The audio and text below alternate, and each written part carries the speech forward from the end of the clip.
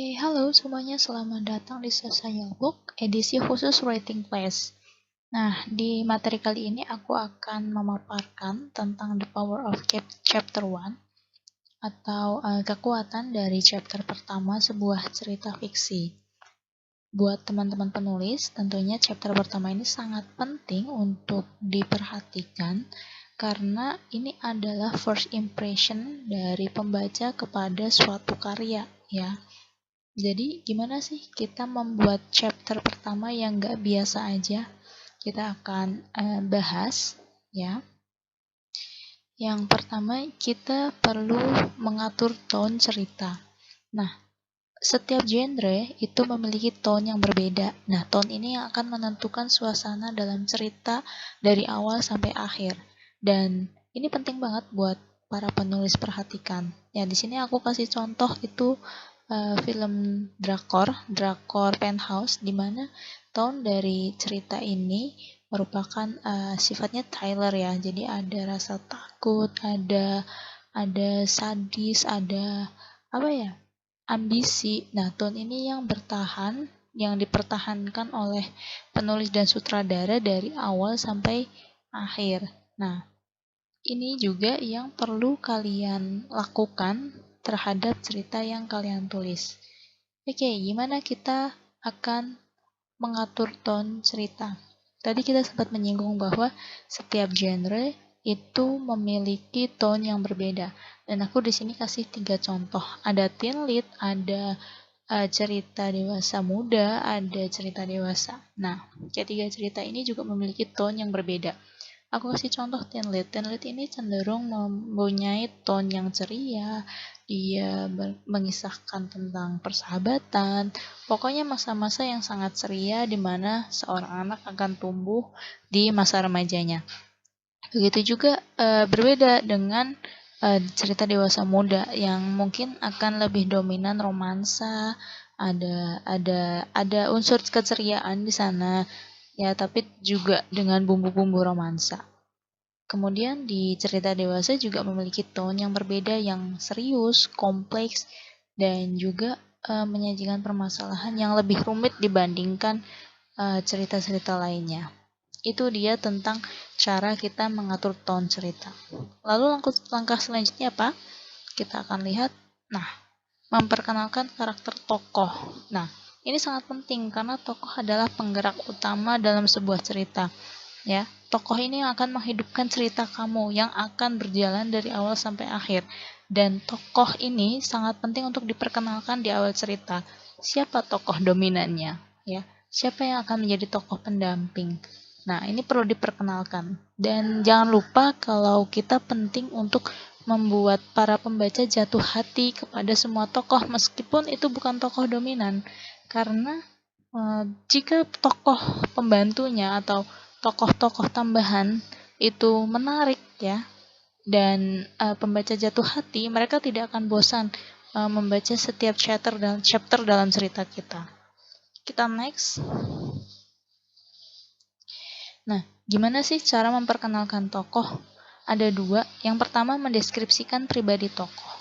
Yang kedua, deskripsikan kehidupan tokoh. Nah, apa sih bedanya? Kalau kita mendeskripsikan pribadi tokoh, itu artinya kita mendeskripsikan secara personal tokoh itu gimana. Mulai dari fisiknya gimana, usianya berapa, ya, hal-hal seperti itu. Tinggi badannya mungkin, atau dia cantik, atau rambutnya lurus atau pendek, seperti itu. Tapi gimana ketika kita mendeskripsikan kehidupan tokoh? Kehidupan tokoh itu berkaitan tentang siapa ayahnya, siapa keluarganya, dia terlahir dalam kalangan keluarga yang seperti apa lingkungan sosialnya, seperti apa lingkungan ia tumbuh. Nah, ini juga merupakan cara yang menarik, jadi biar pembaca tuh mengenal tokoh dalam cerita kita. Next. Nah, ini aku ada contoh ya, salah satu cuplikan dari karyaku yang berjudul Perfect Paradise. Di sini aku mendeskripsikan tentang tokoh Azura. Dia di sini dia memiliki rambut hitam bergelombang, kulitnya cerah, matanya biru. Nah, ini kan gambaran personal ya. Ya, penampilannya terbilang kontras karena kulitnya Asia tetapi matanya sebiru langit, itu mencirikan orang Eropa. Jadi dia merupakan keturunan berdarah campuran. Nah, usianya 28 tahun, ya. Dia merupakan wanita berdarah Yunani Indonesia. Nah, hal-hal seperti ini yang penting untuk kita bangun dalam sebuah cerita. Kemudian, nah, ini juga salah satu cuplikan dari cerita aku juga, Perfect Wedding. Perfect Wedding. Ini aku mendeskripsikan tokoh Gea Diliza, ya, dia merupakan putri sulung dari Rebecca Ventura. Ya, ini mendeskripsikan tokoh berdasarkan kehidupannya. Dia putri sulung dari Rebecca Ventura. Dia kemenakan dari pemimpin Van Gogh. Kemudian ayahnya adalah seorang konselor politik di Kedutaan Besar Indonesia untuk Prancis. Ini salah satu contoh cara memperkenalkan karakter tokoh melalui kehidupannya. Nah, kemudian, langkah yang perlu kita lakukan selanjutnya adalah menguatkan setting dalam cerita. Ini yang sangat jarang dilakukan oleh penulis-penulis di platform-platform online, ya. Mereka hanya terfokus pada tokoh, hanya terfokus pada problem, tapi mereka lupa bahwa setting dalam cerita juga penting untuk dikuatkan. Karena apa? Karena pembaca itu perlu masuk ke dalam dunia cerita. Dia ingin mengeksplor lebih dalam cerita itu seperti apa. Cerita itu berada di suatu tempat di mana, ya. Ketika mereka bisa menghayati tempat dalam cerita, mereka akan betah untuk membaca cerita kita. Dia ingin mengeksplor seperti itu. So, apa sih yang perlu dilakukan untuk menguatkan setting dalam cerita? Tentunya hanya satu cara, ya, yaitu mendeskripsikan lingkungan dalam cerita. Kita perlu mendeskripsikan secara detail lingkungan atau setting tempat yang ada dalam cerita kita. Contohnya seperti apa sih? Hal yang sederhana, ya.